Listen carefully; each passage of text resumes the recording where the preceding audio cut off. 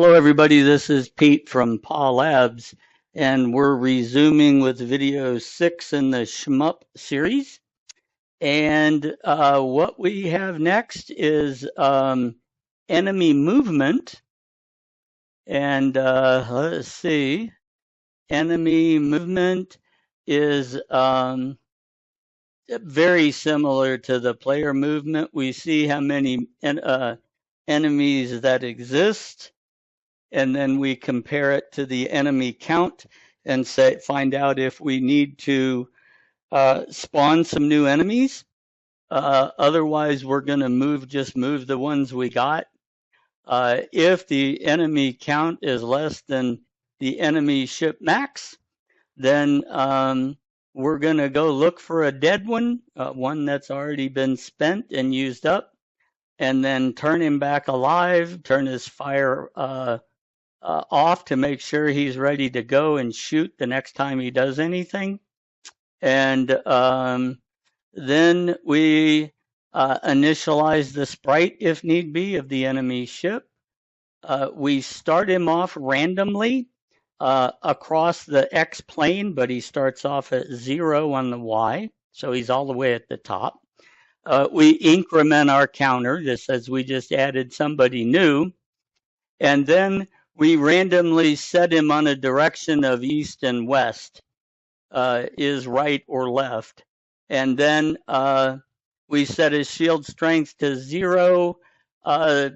If we had a shield strength, we would also then put on the shield. There is enemy ships X backsplash shield ID, so we can actually put the shield around the ship as well. And then once we get the right ship count, we can then break out of this loop, and we're back up to a full count of ships. And then we move them all. So just like on the player, well, I guess it's different because we have more ships to move. We're going through and finding our alive ships, and we're moving them. Of course, it doesn't make any sense to say if it's alive, then set him alive true, but it doesn't hurt either. So we move him down the Y plane. If he's left or right, we move him left or right. So they're not just coming straight down at you, so they're going in all different directions. If they hit a wall, that reverses and they start going back the other way, but ever down towards you on the Y plane. So if the ship goes off the screen, we got a missed count that gets incremented, and we then kill the ship and let him die.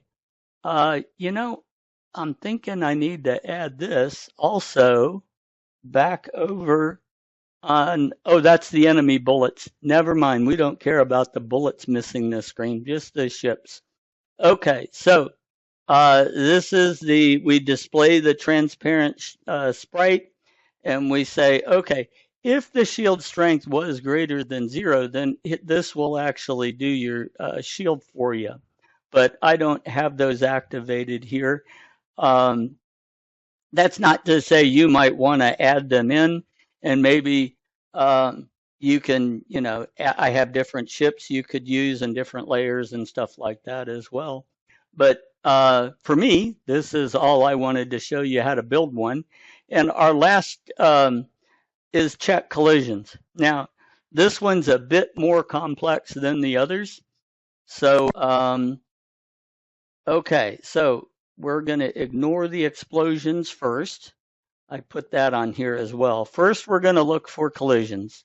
So, and right now I'm only checking the player bullets that hit enemy bullets or hit or collide with enemy ships, okay?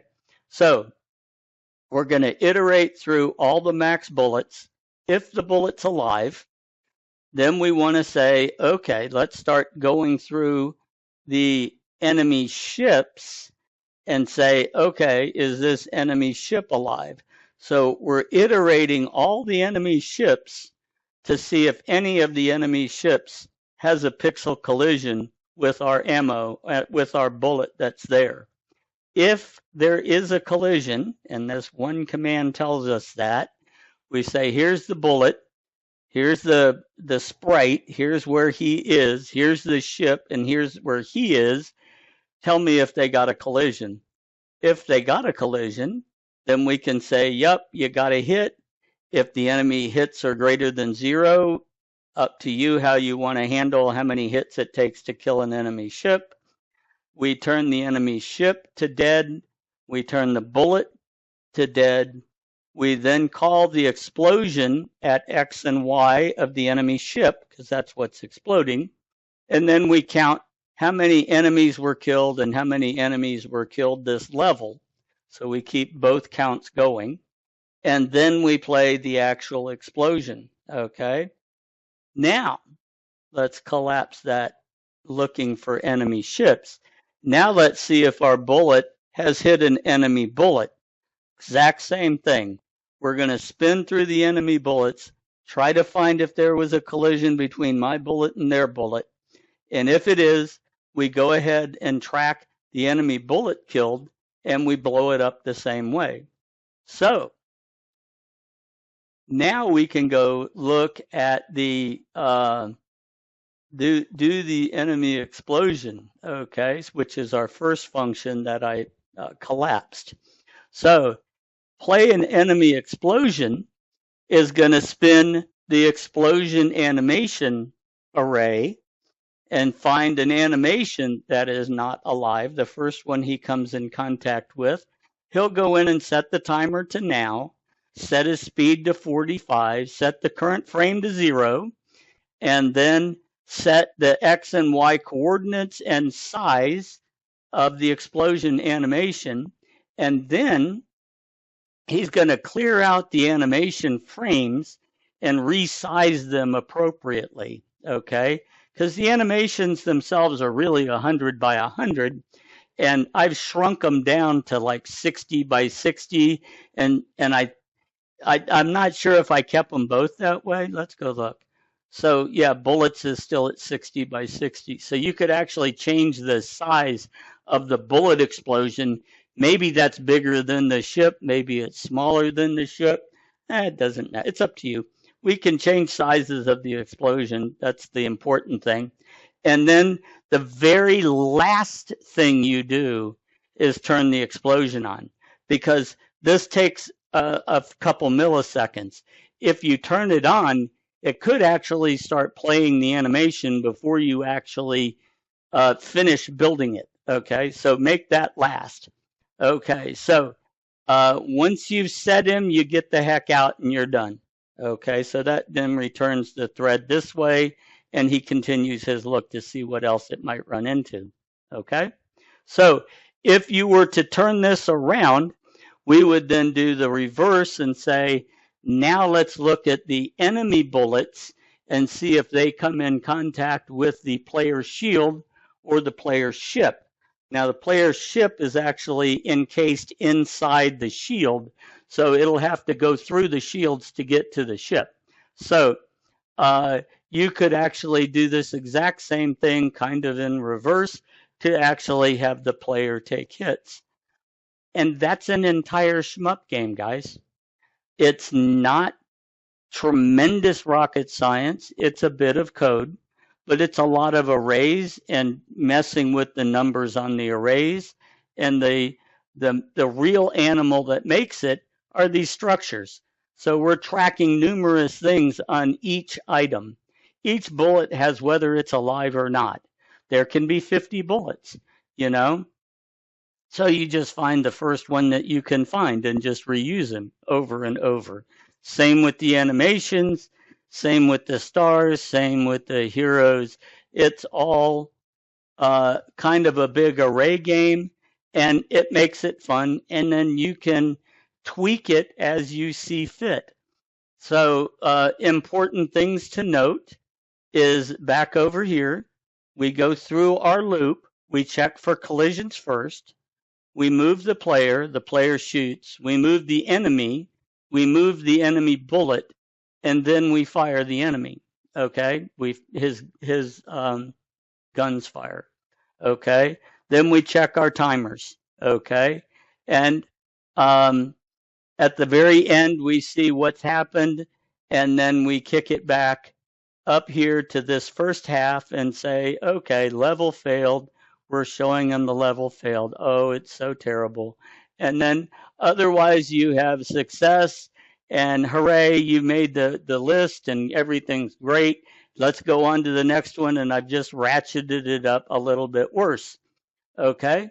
So let's go ahead and play a quick game. And that will conclude this video. Thanks for watching. I'm going to go ahead and fire that off and grab my joystick and see what kind of, oh wait, I got to hit the mouse first. Come on. I know you're slow because of all this stuff. I got too much junk running on my poor little machine. Okay, come on. Believe me, on y'all's machines, they'll be a lot faster. So play game. And look at how slow this is. This is a speed for me. Come on, guys, we can get them. See that? I can go right through bullets and stuff. Get you. Ha! I won the game. So there we go. And continue. Okay. My joystick is freaking out. It's just firing all on its own. Let's see if my joystick can win a level.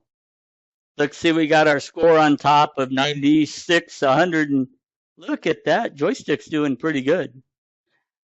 I won a level with my joystick just firing. Let's play a third one. At some point, I got to lose, right?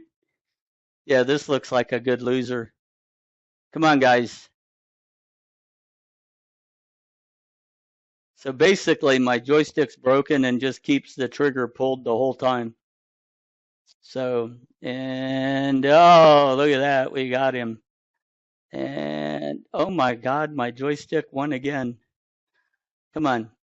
I don't think I've ever made it this far in the game before trying. Oh, let's move you over here out of the way.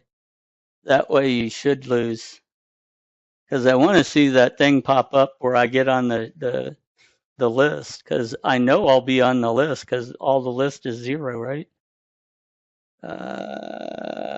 Oh my goodness, I slaughtered all those guys. My goodness, my joystick's doing great. Okay, let's see if I can make him stop. There we go.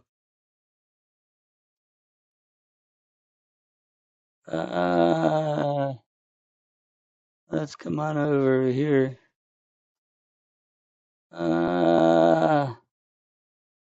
There we go.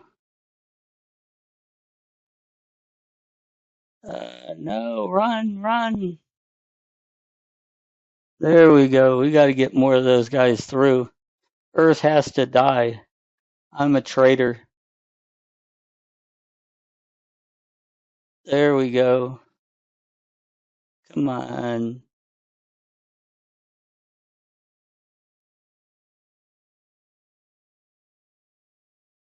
Look, there we go. So we can come in here and say, Pete. Look at that. See, that's what that little input guy is. And okay.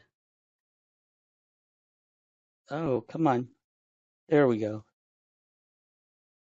Oh man, it's not taking. Or he's adding me multiple times. That's what he's doing. Okay. I know what he's doing. He's adding me multiple times. All right, fine. I got to go bug fix that.